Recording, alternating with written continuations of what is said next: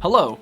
I recently launched blindabroad.com, and this came out alongside a documentary I made about what it's like to travel with a disability, specifically blindness.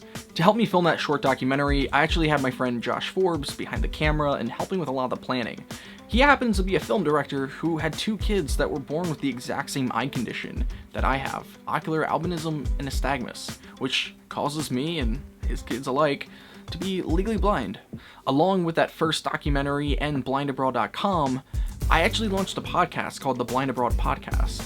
In the first episode of the podcast, I actually had Josh Forbes on, and we talked about what it's like to be a parent of kids who are blind, as well as how we met, how that interaction first went, what it was like for him to sort of figure out this diagnosis as a parent, and all the way to the projects that we've worked on together, to working most recently on this Turkey documentary and traveling blind.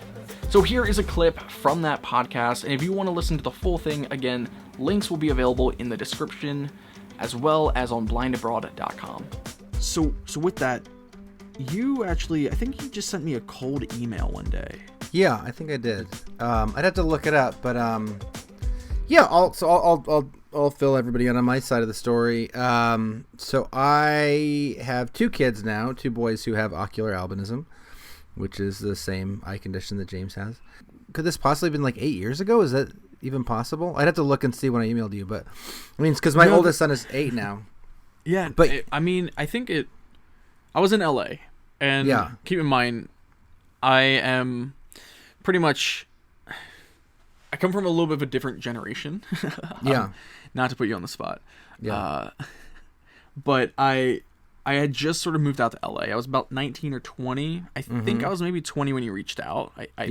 Yeah, I had hit 20 because I actually released a short film called 20 Years of Continuous Vertigo, which is just kind of about this is how I've seen the world. Is like my first attempt at essentially simulating my legal blindness in a video format. And I think it was that video or around the time after releasing that video that you reached out. So yeah, it was definitely late 2016, not 2016, sorry. Late 2015 to early 2016. Yeah. But yeah, I mean, so my first son,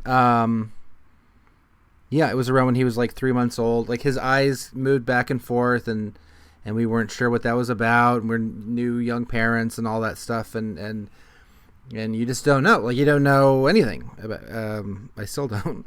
And, yeah, so we took the kid in and to the eye doctor, and he was like, I think I'd looked up stuff about his eye movement and this and that, and I was like, oh, could it be ocular albinism? And the guy was like, oh yeah, bingo, you got it. I'm like, what does that mean? Diagnosis yourself. Yeah, he's like, you're good at this. You should have my job. And I was like, I'm like, what does that mean? And he's like, oh yeah, be legally blind, won't drive a car, he'll be cool. And I'm like, what, just the whole what does that mean? What? Yeah, and the whole world just fell. Yeah. And he's like, no, it's cool. Like one of my patients graduated college, and I'm like, what? Well, not to damper that hope, but I did not. Right. But but I think looking back, part of his flippancy, I mean, A, he just might not be a very good doctor. B, I think it is that on the spectrum of vision issues that he encounters, it's much less bleak than he's used to. But I think, then even beyond that, I mean, even with the disability that my kids have and that I see that you have, it's like I'm reminded every day how I don't know, capable and how to whatever, I'm just stammering and yammering, but with technology and the way that you've been able to use technology and the way that you sort of taught me how to use technology. I like to say I've there's never been a better time to be blind. Yeah. I think I've said this before in kind of but it's kind of true. Right. In a sense where history, yeah, where there's more opportunity than ever, and technology has really, I think, democratized access for people with disabilities, people who are blind.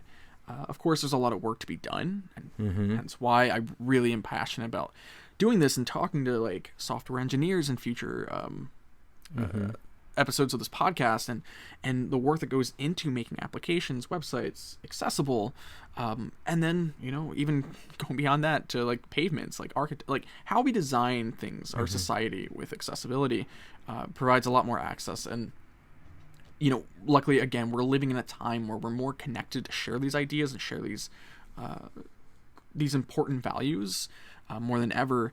And because of that, we are seeing efforts being made. I mean, I can use a computer. I can edit a video with Final Cut and iMovie. And I'm sure there's other software that has implemented accessibility, not to maybe the same extent, but are working to continuously improve the accessibility efforts, in their creative platforms. And again, not just creative, but it needs to be integrated in everything. Point of sales, it needs to be accounting, like allowing for job opportunities from the blind and low vision.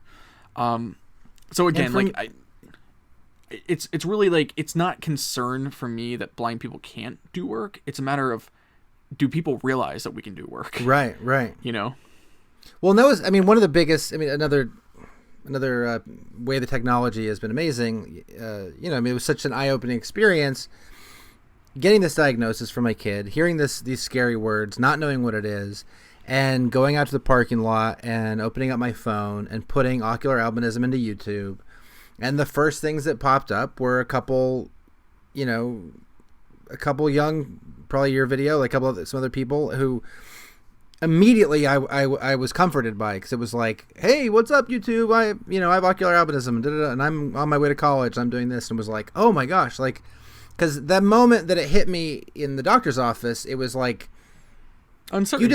You just imagine every single moment of a kid's life, like, oh, he's gonna get married, and he won't be able to see me, and he's gonna graduate from college or high school, and he won't see me, and all this stuff, and you're devastated, and then but then getting to see people who actually have it, and sort of seeing that there's a community around that, like, or even just this podcast, like, I really hope that somebody, some parent or some kid, will hear it and go, oh, that's my experience. Thank you so much for listening to that clip of a full hour-length podcast. If you want to listen to that, be sure to follow the links in the description. blindabroad.com will also be holding that podcast along with future podcast episodes as well. I hope that you could see different today, and I will hear you next time.